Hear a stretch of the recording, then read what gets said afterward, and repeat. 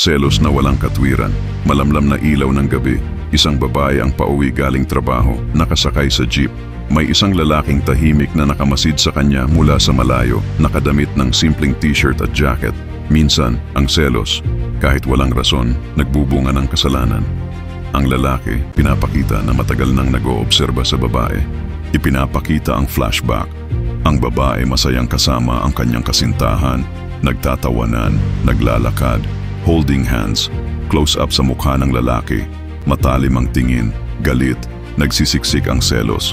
Hindi niya kasintahan, hindi niya pag-aari, ngunit ang selos ay nilamon siya. Eksena sa isang madilim na kanto, babae naglalakad pa uwi, hawak ang bag, may ilaw ng poste. Lalaki biglang sumusulpot, hawak ang baril. Mabigat ang paghinga ng babae, natatakot, nanginginig, walang salitang binitawan ng lalaki.